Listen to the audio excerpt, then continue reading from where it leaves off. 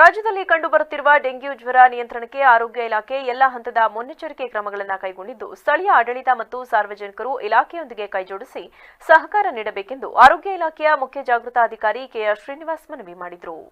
ಅರಕಲಗೂಡು ತಾಲೂಕು ಆರೋಗ್ಯಾಧಿಕಾರಿ ಕಚೇರಿ ಸಭಾಂಗಣದಲ್ಲಿ ಶನಿವಾರ ನಡೆದ ಅಧಿಕಾರಿಗಳು, ವೈದ್ಯರು ಹಾಗೂ ಸಿಬ್ಬಂದಿಗಳ ಸಭೆಯನ್ನ ಉದ್ದೇಶಿಸಿ ಮಾತನಾಡಿದ ಅವರು, ಸಂಪೂರ್ಣವಾಗಿ ಗುಣಪಡಿಸಬಹುದಾಗಿರುವ ಡೆಂಗಿ ಜ್ವರವನ್ನ ನಿರ್ಲಕ್ಷ್ಯ ಮನೋಭಾವನೆಯಿಂದ ಆಪತ್ತು ತಂದುಕೊಳ್ಳುತ್ತಿದ್ದೇವೆ.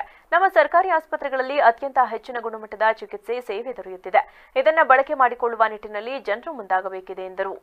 ಪ್ರೀತಿ ಅನುಕಂಪ ಇದು ಸಾಕಾಗೋದಿಲ್ಲ. ಎಫಿಷಿಯಂಟ್ ಟ್ರೀಟ್ಮೆಂಟ್ ನಮ್ಮ ಸುನಿಲ್ ಡಾಕ್ಟರ್ ಎಲ್ಲ ಚೆನ್ನಾಗಿ ಪ್ರೊಕ್ಯೂರ್ಮೆಂಟ್ ಮಾಡ್ತಿದ್ದಾರೆ. ಎಬಿಆರ್ಕೆ ಎಲ್ಲ PHC ಡಾಕ್ಟರ್ಗಳು ಎಬಿಆರ್ಕೆ ಪ್ರೊಕ್ಯೂರ್ಮೆಂಟ್ ಆಗಬೇಕು ಮತ್ತು ವಿಶೇಷವಾಗಿ ಅದನ್ನ ಹಂಚಿಕೆ ಆಗಬೇಕು. ಇದನ್ನ ಮಾಡಿ ಆ ಡೆಂಗ್ಯೂ ನಿಯಂತ್ರಣಕ್ಕೆ ನಮ್ಮ ಮುಖ್ಯ ಕಾರ್ಯನಿರ್ವಹಣಾಧಿಕಾರಿಗಳು ಅರಕಲಗೂಡು ತಾಲೂಕು ಸಾಕಷ್ಟು ಶ್ರಮವನ್ನು ಹಾಕ್ತಾ ಇದ್ದಾರೆ. ವಿಶೇಷವಾಗಿ ಹಾಸನ ಜಿಲ್ಲೆ ಜಿಲ್ಲಾಧಿಕಾರಿಗಳನ್ನೇ ಬಹುತೇಕ ತಾಲೂಕಿನ ಆಸ್ಪತ್ರೆಗಳನ್ನ ಭೇಟಿ ಮಾಡಿದರೆ. ಒಳನರಸೀಪುರ ಬಂದಿದ್ರು, ಸಿಇಒ ಅವರು, ಜಿಲ್ಲಾ ಪಂಚಾಯತ್ ಎಕ್ಸಿಕ್ಯೂಟಿವ್ ಆಫೀಸರ್ ಬಂದಿದ್ರು. ನಾನು ಕೂಡ ಸಭೆಯಲ್ಲಿ ಇದ್ದೇನೆ ಪೂರ್ಣಿಮಾವನ್ನು ಒಳನರಸೀಪುರದಲ್ಲಿ.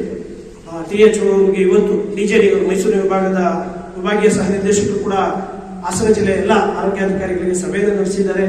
ಸೂಕ್ತ ನಿರ್ದೇಶನಗಳು ಇಲಾಖೆ ಕೊಟ್ಟಿದೆ.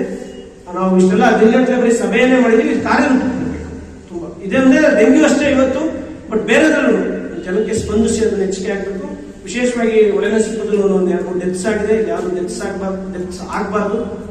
ಹಾಗಾಗಿ ಸಕಾಲದಲ್ಲಿ ಆಸ್ಪತ್ರೆಗೆ ಚಿಕಿತ್ಸೆಗೆ ದಾಖಲು ಮಾಡೋದು ಮತ್ತೆ ರೋಗ ಹರಡಂಗೆ ನಿಯಂತ್ರಣ ಮಾಡೋದು. ಪಟ್ಟಣ ಪಂಚಾಯತಿ ತಮ್ಮ ರೋಲ್ ತುಂಬಾ ಇದೆ. ಯಾರು ಬಂದಿಲ್ಲ, ಚೇತನ ಎಲ್ಲ ಅವರೇ ಇದ್ದಾರೆ, ಹಣ ಇಲ್ಲ ಹೇಳಿ ಆರ್ಐಗಳು, ಬಿಲ್ ಕಲೆಕ್ಟರ್ಸ್ ಎಲ್ಲರೂ ಬಳಸ್ಕೊಂಡು ಟೌನ್ ಆಶಯ ನಿಮಗೆ ಬರ್ತಾರೆ. ತಾಲೂಕು ಆರೋಗ್ಯಾಧಿಕಾರಿ ಡಾಕ್ಟರ್ ಪುಷ್ಪಲತಾ ಮಾತನಾಡಿ, ತಾಲೂಕಿನಲ್ಲಿ ಇದುವರೆಗೂ 27 ಡೆಂಗಿ ಜ್ವರ ಪ್ರಕರಣಗಳು ಕಂಡುಬಂದಿದ್ದು ಎಲ್ಲರೂ ಕೂಡ ಚಿಕಿತ್ಸೆ ಪಡೆದು ಗುಣಮುಖರಾಗಿದ್ದಾರೆ. ಯಾವುದೇ ರೀತಿಯ ಜ್ವರ ಕಂಡುಬಂದರೂ ಕೂಡ ಹತ್ತಿರದ ಸರ್ಕಾರಿ ಆಸ್ಪತ್ರೆಗೆ ಭೇಟಿ ನೀಡಿ ವೈದ್ಯರಿಂದ ಚಿಕಿತ್ಸೆ ಸಲಹೆಯನ್ನ ಪಡೆದುಕೊಳ್ಳಬಹುದು. ಪ್ರಮುಖವಾಗಿ ಸೊಳ್ಳೆಗಳ ಉತ್ಪತ್ತಿಯಾಗದಂತೆ ಗಮನ ಹರಿಸಬೇಕಿದೆ ಎಂದರು. ಯಾವುದೇ ಒಂದು ವ್ಯಕ್ತಿ ಜ್ವರದಿಂದ ಬಳಲ್ತಾ ಇದ್ದಾರೆ ಅಂತಂದ್ರೆ ಅವರು ಯಾವುದೇ ತರ ಜ್ವರಗಳಲ್ಲಿ ಹಲವಾರು ಜ್ವರಗಳಿದಾವೆ. ನಾವು ಡೆಂಗ್ಯೂ ಜ್ವರನೇ ಇರ್ಬೋದು ಅಂತ ಕನ್ಫರ್ಮ್ ಮಾಡ್ಕೊಳ್ಳೋದಕ್ಕೆ ಫಸ್ಟ್ ಅವರಿಗೆ ಒಂದು 3 ದಿನಗಳ ನಂತರ ಅವರಿಗೆ ಪ್ಲೇಟ್ಲೆಟ್ ಪರೀಕ್ಷೆನ ಮಾಡಿಸಬೇಕು. ಪ್ಲೇಟ್ಲೆಟ್ ಪರೀಕ್ಷೆ ಮಾಡಿಸಿ ಅದರಲ್ಲಿ ಪ್ಲೇಟ್ಲೆಟ್ ಸಂಖ್ಯೆ ಕಡಿಮೆ ಕಂಡು ಬಂದ್ರೆ ನಂತರ ಅವರಿಗೆ ಡೆಂಗ್ಯೂ ಪರೀಕ್ಷೆ ಮಾಡಿಸಿ ಡೆಂಗ್ಯೂ ಅಂತ ಕನ್ಫರ್ಮ್ ಆದ್ರೆ ಅವರಿಗೆ ಅದಕ್ಕೆ ಸಿಂಪ್ಟಮ್ಯಾಟಿಕ್ ಟ್ರೀಟ್ಮೆಂಟ್ ಇದೆ, ಆ ಟ್ರೀಟ್ಮೆಂಟ್ ಕೊಡಬೇಕು. ಅಲ್ಲಿ PHCಗಳಲ್ಲಿ ಮ್ಯಾನೇಜ್ ಮಾಡೋಕ್ಕಾಗೋದಿಲ್ಲ ಅನ್ನೋ ಸಂದರ್ಭದಲ್ಲಿ ನಮ್ಮ ಅರಕಲಗೂಡು ಜನರಲ್ ಹಾಸ್ಪಿಟಲ್ ಫಿಸಿಷಿಯನ್ ಇದ್ದಾರೆ, ಮತ್ತೆ ಸರ್ಜನ್ ಇದ್ದಾರೆ, ಫಿಸಿಷಿಯನ್ ಮತ್ತೆ ಪೀಡಿಯಾಟ್ರಿಷಿಯನ್ ಇದ್ದಾರೆ. ಅವ್ರಗಳ ಹತ್ರ ಕಳಿಸ್ಕೊಟ್ರೆ ಅವ್ರಲ್ಲಿ ಅಡ್ಮಿಷನ್ ಮಾಡ್ಕೊಂಡು ಟ್ರೀಟ್ಮೆಂಟ್ ಕೊಡ್ತಾರೆ.